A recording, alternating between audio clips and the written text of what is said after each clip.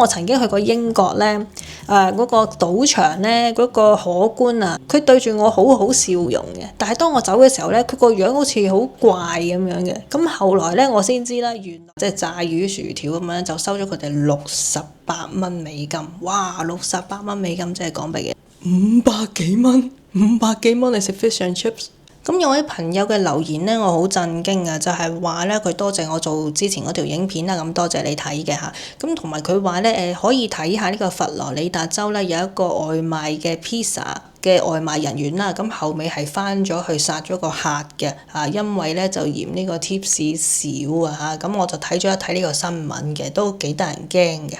好啦，咁就話咧，一位女士啦，同埋佢個男朋友啦，5歲個女咧就住喺一個佛羅里達州入邊一間 motel 入邊㗎嚇，咁就叫咗一個33蚊美金嘅 pizza 做外賣嘅。咁當初咧受害人咧係俾咗一張50蚊美金嘅紙幣俾呢個外賣員啦。咁但係呢個外賣員咧就話冇散紙可以找啊，咁於是受害人咧就喺身上再揾啲細啲嘅紙咧俾佢，即係可能俾20蚊即係20蚊10蚊咁樣俾佢啦，最後咧就係俾咗2蚊美金 tips 呢一個外賣員嘅啫。咁呢個外賣員走咗之後咧，大約個半鐘頭後咧，就帶埋一個男人翻咗去呢個 motel 嗰度啦。個男人咧就有槍㗎。咁後來個受害人咧係俾人拮咗14刀啊！咁同埋咧去到醫院先知，原來個受害人咧係有 BB 嘅。哇！呢單嘢真係好恐怖咯，同你講。大家好，歡迎嚟到個頻道啊！我件 T-shirt 係新買㗎，應該係話新印嘅。點啊，靚唔靚仔啊？俾翻個 like 我，多謝多謝。好啦，咁今集咧就係想講咩咧？我就係想睇下大家嘅留言咧，因為真係上次我咪出咗一集咧講呢一個美國嘅 tips 問題嘅係咪啊？嗱，講真，好老實嗰句，我冇諗到咁多人睇啊！我真係諗住，呢啲 topic，我又唔識嘢啦嚇，可能係咁都係少少地，有人睇完就算㗎啦，即係應該唔會多㗎嘛。但係咧，哇！我又好 surprise 喎，真係哇咁多人睇嘅，點解仲要係好多人都有佢哋嘅經驗喎？即係我開頭都以為可能我會俾人鬧嘅，因為我唔知道我講嘅嘢啱唔啱，係咪真係咁樣啊？定係誇大咗啊？定係點樣咯？但我睇到大家咁多留言之後，我先知，咦唔係喎，好似真係堅㗎喎嚇！原來美國啊，我而家唔單止美國，加拿大都係嘛，所以咧我覺得好震驚啊！咁今集我就係想讀一讀大家嘅留言啦，俾大家聽下其他人嘅經歷咁樣咯。好，咁事不宜遲啦，俾翻個 like 第一個頻道，我哋開始。好啦，第一個啊，老婆你好啊，你成日嚟㗎呢個 fans 嚟㗎喺呢個啊，咁你就話咧以前去咗呢一個研討會啦嚇，咁你就住嗰間酒店一個經歷嘅，咁啊嗰個酒店嗰個行李 bell boy 咧就幫你拎啲行李上房啦，咁其實你同佢講過話可以自己拎㗎，但係佢哋堅持要幫手，咁冇辦法啦，所以你俾佢拎啦，係咪？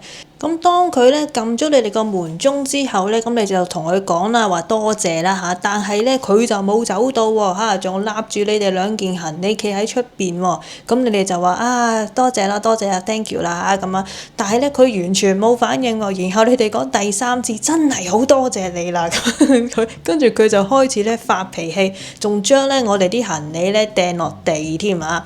咁 P.S. 啦，補充一句啦，當時咧我哋就唔係好知道呢個 tips 文化嘅，所以就你個 emoji 都表達咗一切㗎啦。咁聽完你呢個個案咧，我覺得幾離譜啊嚇！咁因為開頭你都話唔使佢幫㗎啦，係佢自己要幫你啫嘛，係咪？唔係，我覺得好聲好氣咧。如果我識俾啫，我知道呢個文化嘅話，我都會俾你嘅嚇。咁你唔知個文化就冇辦法啦，係咪？所以都不能怪你嘅。但係佢咁樣發脾氣掟嘢咧，咁我真係唔得啦！我真係我知道佢嘅意思唔係掟，你意思可能就咁劈落地係咪？但係咁都唔啱啦！哇！我真係唔知道咁鬼離譜喎！而家咁同埋你話關於個侍應啦，係咪負責幾張台咁樣啦嚇？咁你就話係嘅，英國有啲餐廳都係呢個做法嘅嚇，例如華家媽媽嗰啲都係咁嘅。嗱，後來我見到有朋友留言咧，紐西蘭有啲都係咁嘅，但係我唔知咯，可能我去開嗰啲冇咁靚啦嚇。我去嗰啲通常都好地道嘅鋪頭嚟嘅，同埋我以前都做過 waitress 嘅，所以我就冇試過咁樣啦。咁可能比較高級少少嘅地方都係咁啊，紐西蘭可能都有嘅。好，咁多謝你成日嚟留言先啦，我哋睇下一個。咁其實咧，我都好 surprise 啊！原來好多美國嘅朋友即係有留言嘅喎嚇，因為住喺美國嘅朋友係更加清楚噶嘛，所以我都好多謝你哋嘅。好啦，咁呢位朋友咧，你就話你住喺加州啦，有次去食呢個越南河粉咧，個侍應咧攞住個 tablet 過嚟啦，叫你哋俾小費咁啦，咁你話仲要西口西面嘅，結果咧你就唔小心啦，我唔知你個唔小心係咪真係唔小心啦嚇，就俾咗一個仙佢嘅。如果你係咪寫錯字啊？你個一個仙係 one cent 嗰個一個仙啊嘛，係咪？咁你話因為部機咧實在太敏感啦，未撳完咧就跳咗去第二頁嘅 OK。咁跟住你亦都話啦，而家美國咧出街食飯咧已經係要俾10% 稅啦，再加15%到18% 嘅小費，所以咧我而家咧都好耐冇出過去食飯啦。哇！即係你 on top of 你嗰碗飯啦，你個兜麵啦，你仲要俾多成起碼28%。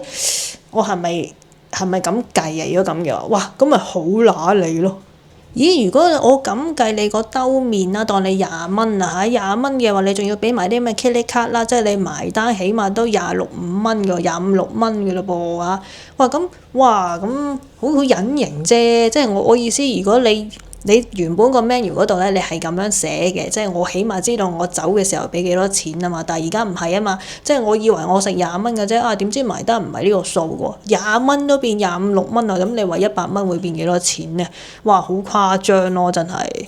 而家美國嘅 tips 文化咧已經淪為乞衣文化啦，哇！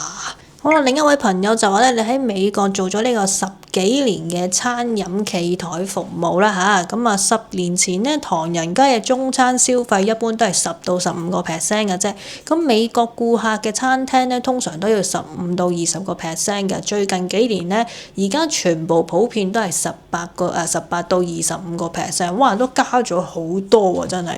咁我覺得好離譜啦基本上咧服務行業收入咧係高過好多時薪工作嘅，但係最大問題就係咧，亦都影響到呢個餐飲業啦，搞到生意下跌啦，生意普遍咧係淡咗嘅。OK， 即係好似頭先位朋友咁樣咯，即係如果你咁嘅話，佢都唔出街食咯，寧願自己煮啦，係咪啊？咁下邊有位朋友就話咧，如果本身人工高都 OK 嘅，即係俾到25% 都冇所謂嘅。但係而家 AI 搞到好多高人工啦、高消費嘅 IT 人咧都冇工做只會令到更加多人咧唔捨得俾 tips 嘅，甚至唔去呢個餐廳消費。咁下邊有位朋友就話咧，好住 Miami 呢邊好正常咯 OK。咁嗱。喂，全部咧，即係你哋講啲嘢咧，係真係同我上網睇嗰啲嘢係好相似嘅，係一樣嘅。因為都係啦，話美國嗰邊都好誇張啦嘛，因為而家 AI 咧搞到好多，尤其啱啱出嚟大學出嚟嗰啲咧，真係揾唔到嘢做美國好犀利啊嘛，之前唔知 Microsoft 嗰啲咩有裁員嗰啲好誇張啊嘛。已經難揾嘢做啦咁有啲人工又唔係高啦，你仲要出去食餐飯都要有幾多 percent 25%咁樣點俾啊？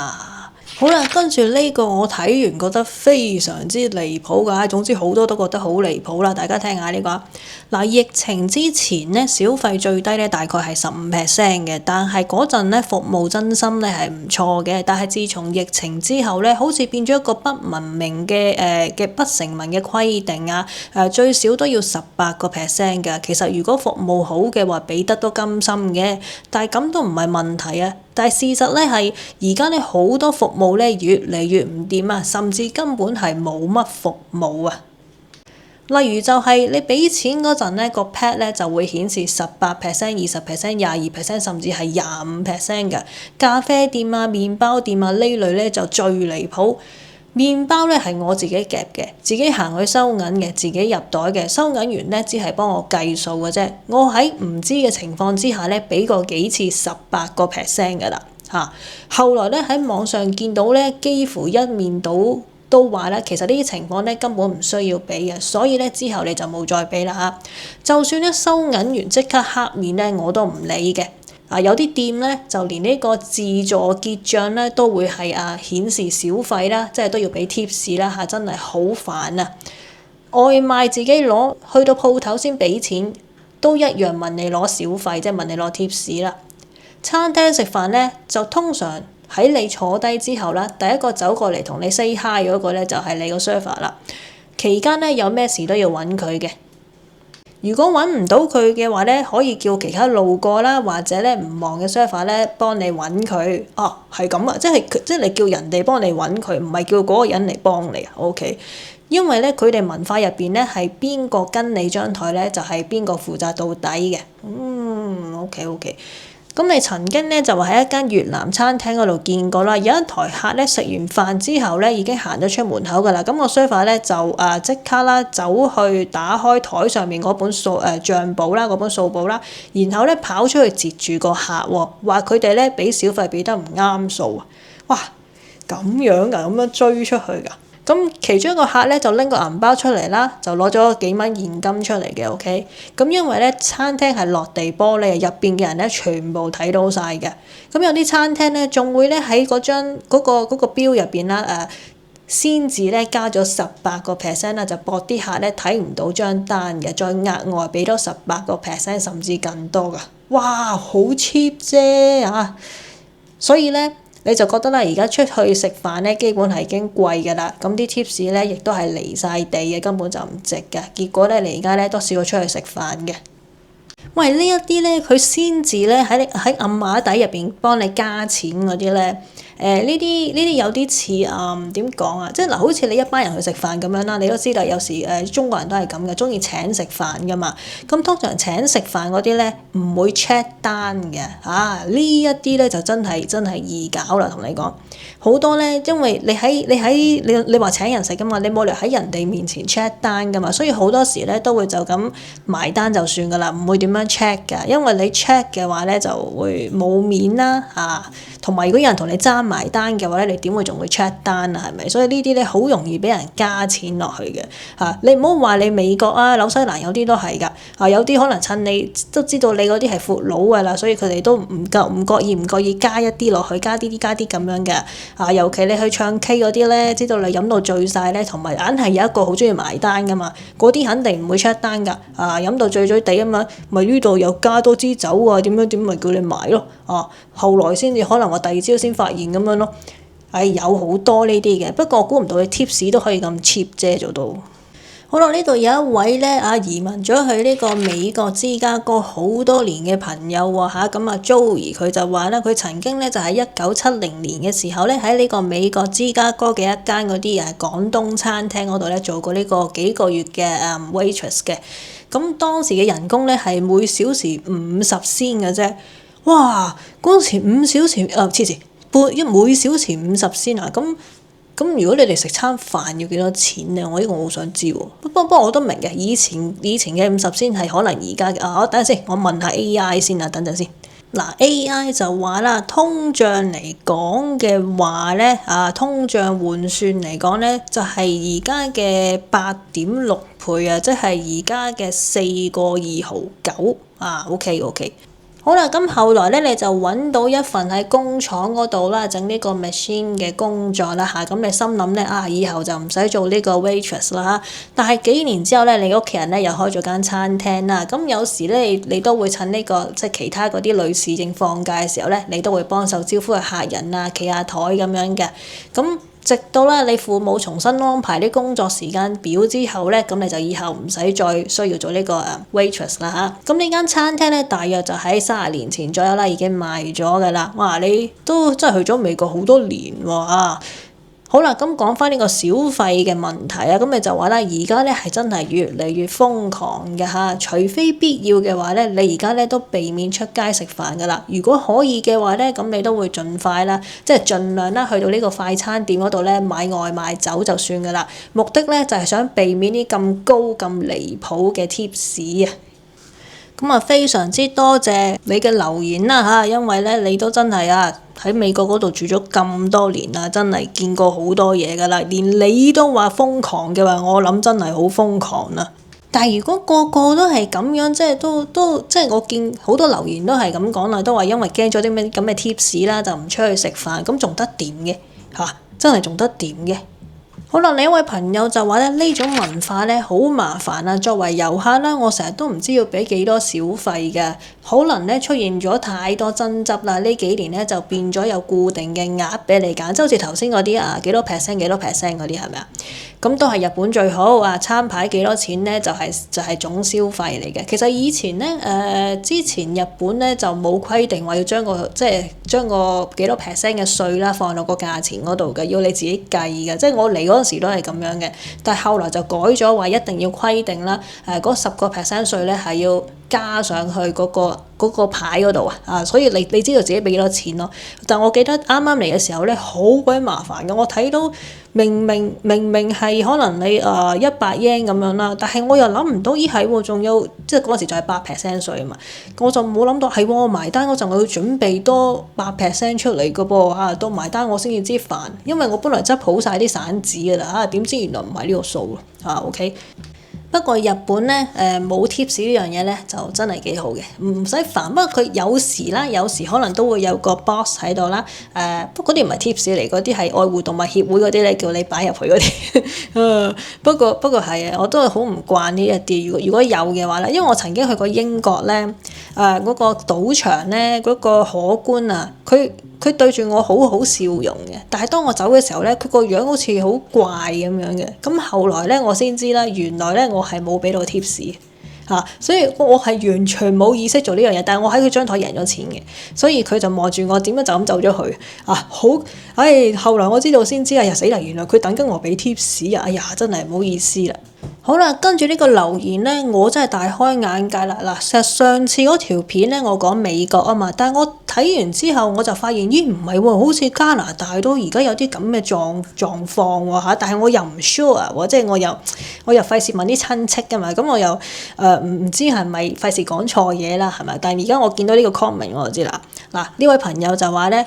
真係啊，而且變本加厲添啊！好多地方咧都20% 起計啊！食餐飯就妹仔大過主人婆，呢啲咁嘅風氣已經蔓延到加拿大啦。我舊年喺溫哥華一間飲茶嘅茶樓嗰度咧，2個人食咗50幾蚊嘢啦，埋單咧就俾咗5、6蚊 tips 啊！點知嗰咁嘅女服務員咧就轉身啦翻嚟唔係車隻碟翻嚟，唔係啩？轉身車翻隻碟翻嚟，唔係啩？你意思佢掟翻俾你跟住咧大聲就話咧未夠 tips 啊！咁你就當堂咧打咗個突，咁就問佢咁你要幾多先夠啊？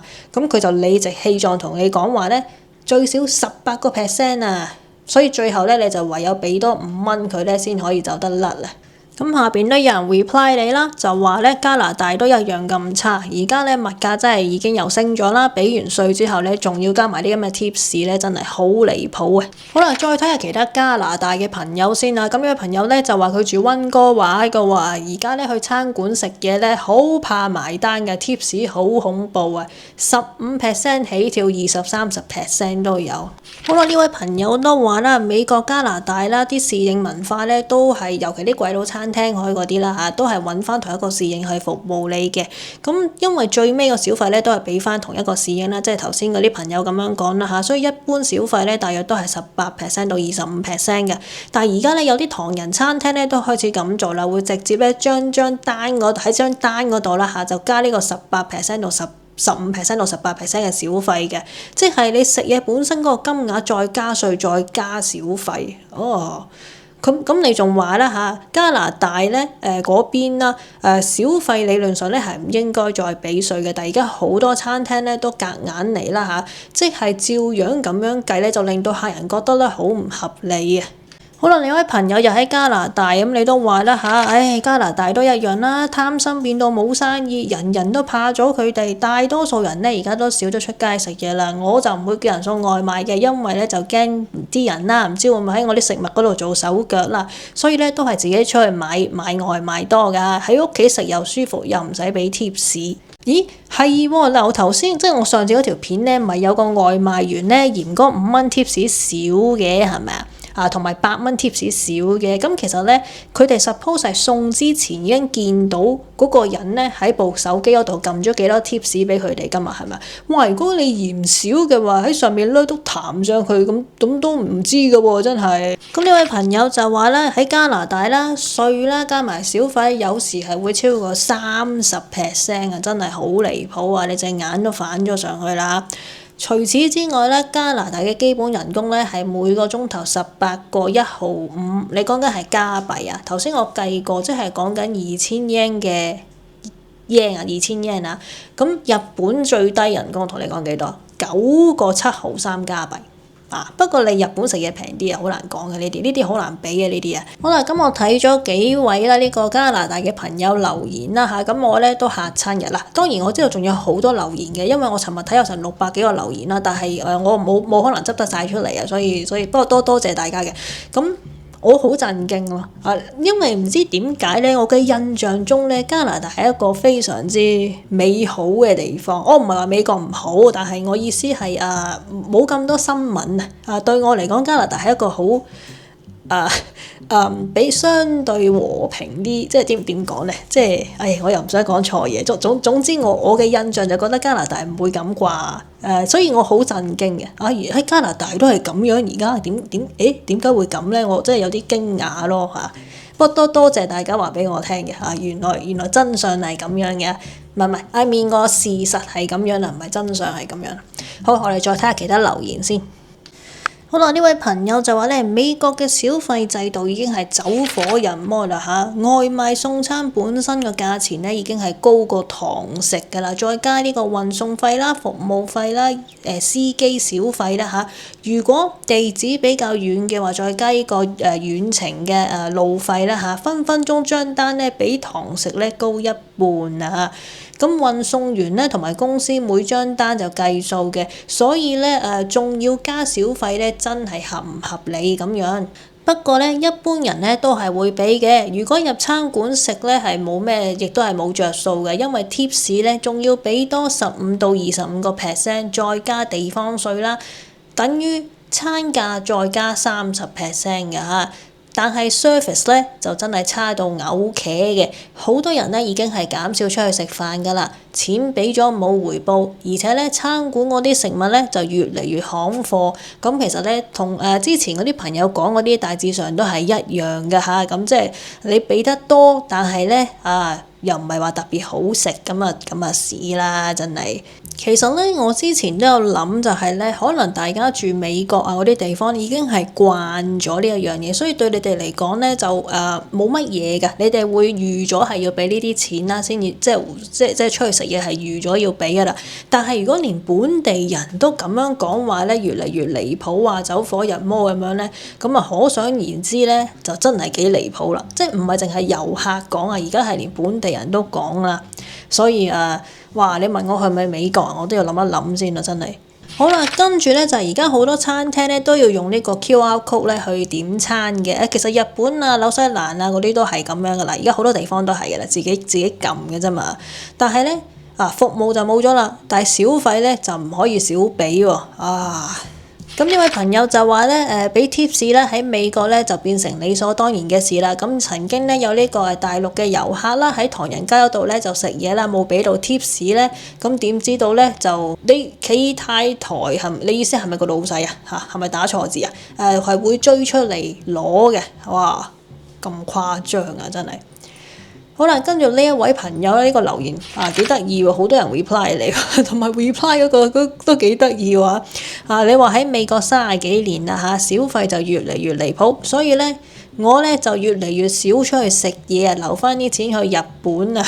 跟住咧你又 me too me six 咁啦啱啱去完日本啲餐廳咧就平過加州啦，最少1/3嘅，仲要唔使俾小費添啊！跟住 me 3啦 me 4啦 me 5咁樣，我可唔可以打埋 me 7上去？有冇 7啊？有7啊，應該啊。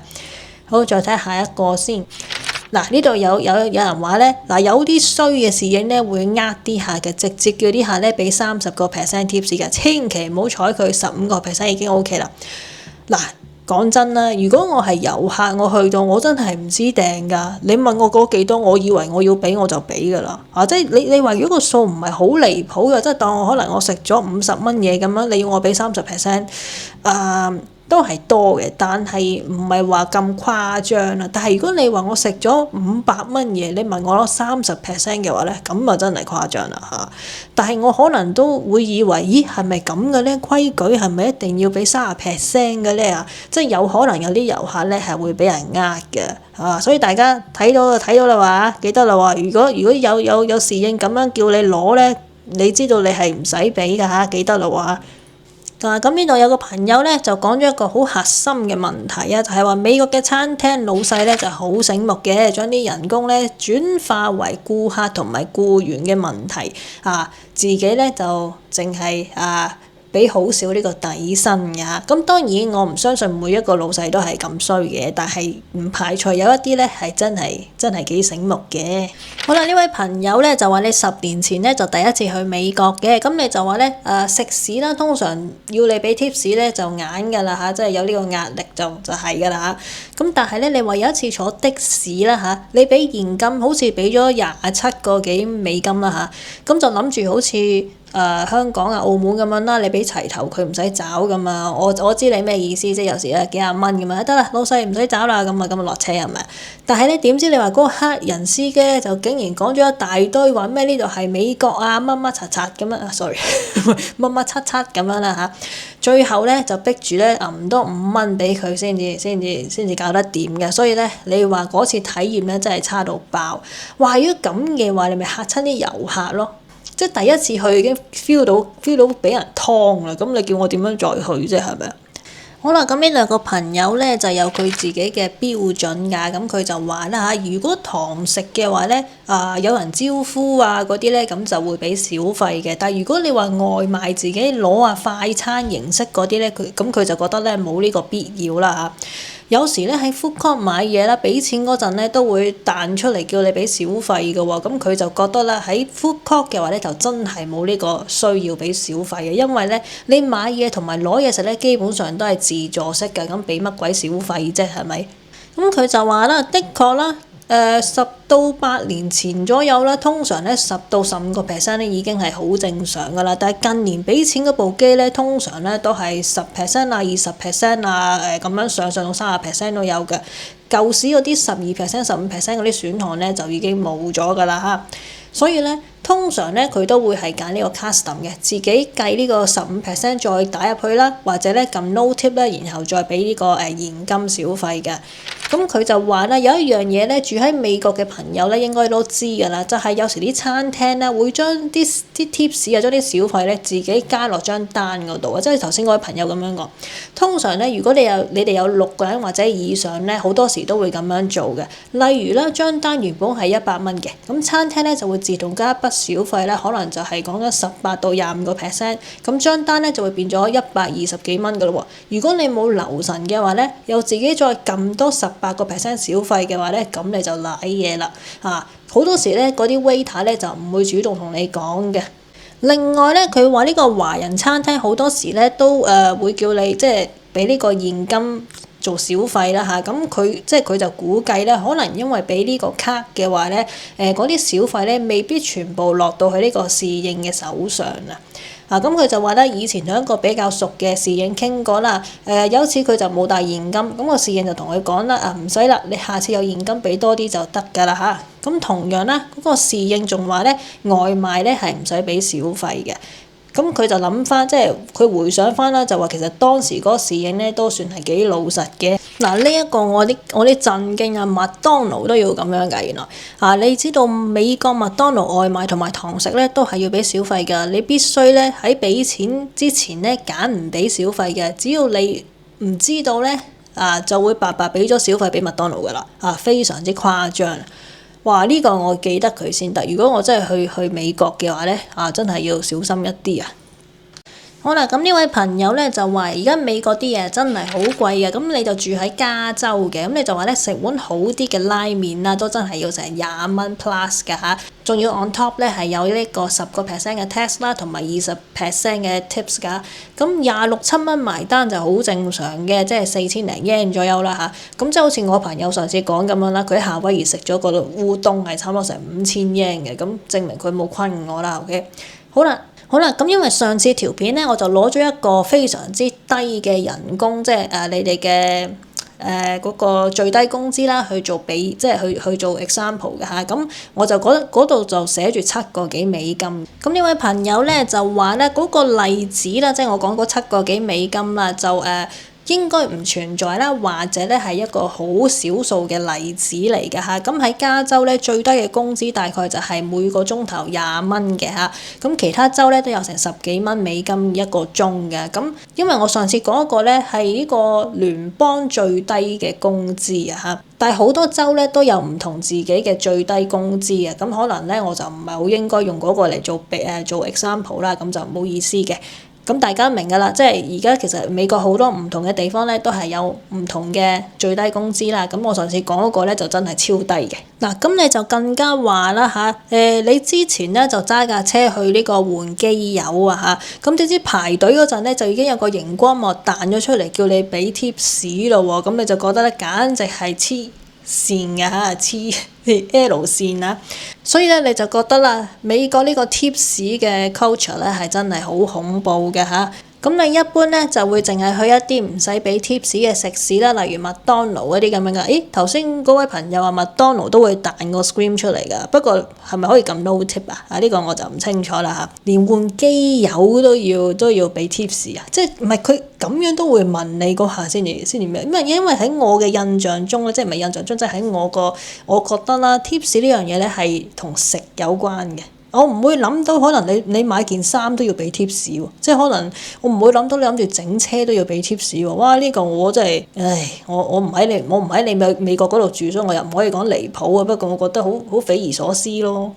好啦，跟住另一位朋友就話咧，美國嘅消費文化咧，呢個歷史就深遠啦。佢話佢後生嘅時候咧，80年代啦，廿幾歲嗰陣啦，就第一次公幹去美國啦。咁啊，今年已經係年過70㗎啦。咁啊，多謝你留言啦。咁幫襯紐約曼克頓呢個唐人街茶餐廳咧，當年咧就似香港廟街嘅。佢話食完飯咧已經埋單找數㗎啦。咁店主阿嬸咧就追出嚟喎，就問佢：哎呀，點解唔俾花利啊？叫花利㗎，原來咁老華僑咧原來係叫 tips 小費咧做花利㗎嚇。咁係咪有咁佢就以為係咪有乜嘢唔滿意啦？做乜鬼追出嚟啦嚇？咁後來佢就先至醒覺，就原來咧佢係初嚟報到咧，唔知道咧係要俾小費嘅嚇，所以咧最後佢係俾翻10%嘅。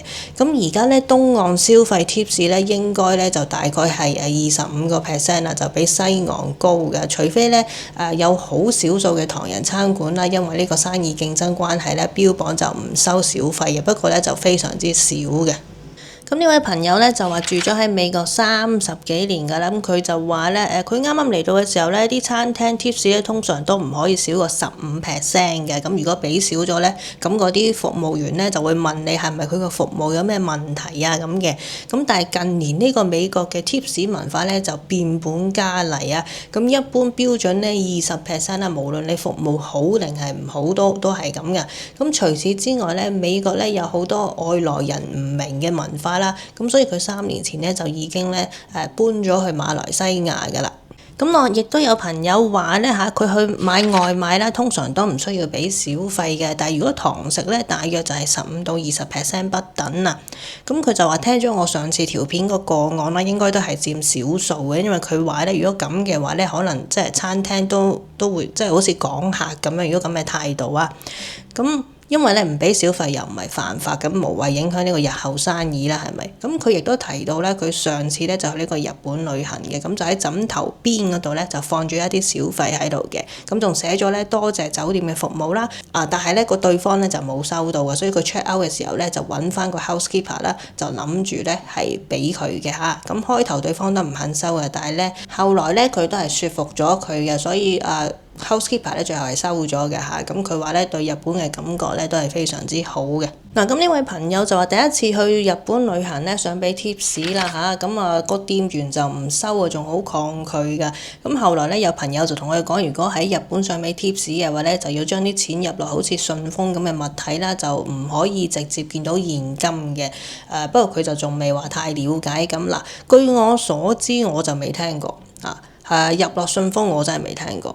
可能睇下你喺邊度啦。可能如果你話酒店嗰啲啊，呢個我就唔清楚。但係你話即係普通買嘢嗰啲，我真係未見過啦嚇。好啦，咁呢位朋友就話咧，美國咧周圍都要你俾 tips 嘅，俾得少嘅話咧，有可能咧係會即係佢話有啲咧仲係會追出嚟問你攞翻嘅，你唔俾咧仲會兇你添啊！咁佢話剪頭髮搭的士咧都係要俾錢嘅嚇，都係要俾 tips 嘅嚇咁。同埋咧即係舉例啦，佢話買100蚊嘅嘢食咧，加埋 tips 埋單咧要成203蚊左右嘅。哇！剪頭髮都要俾 tips 呢個我真係有少少 O 嘴啊呢個。好啦，跟住佢話最搞笑咧，有一個咧就係喺呢個shopping mall 入邊啦，咁就有一個機械手喺度整咖啡，係咪 robot 啊？你即係好似有機械人喺度整咖啡咁樣啦，但係咁都要求俾小費啊！咁人哋機械人都要插電㗎嘛，所以要問你攞翻少少電費咯，可能呢個聽完笑咗呢個。好啦，咁有位朋友咧就話去咗三藩市一間餐廳食呢個 brunch 啦嚇，咁佢哋叫咗一份呢個 fish and chips 啦，咁就係收即係炸魚薯條咁樣，就收咗佢哋68蚊美金。哇！68蚊美金即係港幣幾多錢啊？68蚊，sorry啊，500幾蚊，500幾蚊你食 fish and chips 嚇？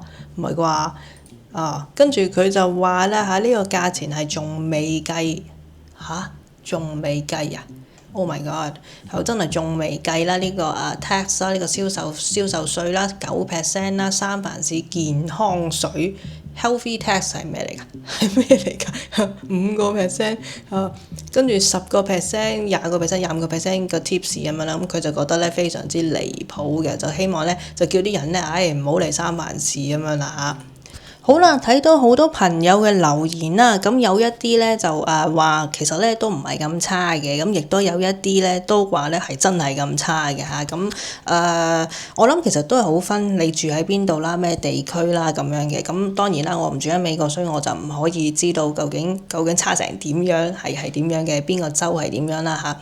不過咧都好多謝大家啦，話咗俾我聽，話咗俾大家聽咧，咦係咁樣嘅喎，因為我諗有好多朋友咧真係未喺美國住過。我哋係唔知嘅，係真係唔知原來咁誇張。同埋我最震驚係咩咧？就係連加拿大都係咁樣咯。即都可能冇咁誇張嘅，不過有朋友就話蔓延到去加拿大㗎啦。咁希望唔會蔓延到去紐西蘭嗰啲啦。係我就慘咯，真係。咁好啦，真係好多謝大家啦。今日就講到呢一度啦。我仲有幾個頻道，有興趣朋友都係過去睇一睇嘅。如果唔知嘅話咧，我有啲係即係我而家喺日本嗰度住緊啦，咁我有啲頻道就係講日本新聞啦，我去旅行嗰啲咁啦。如果都想睇都可以過去睇一睇嘅。就先係咁先啦，下次再傾啦，拜拜。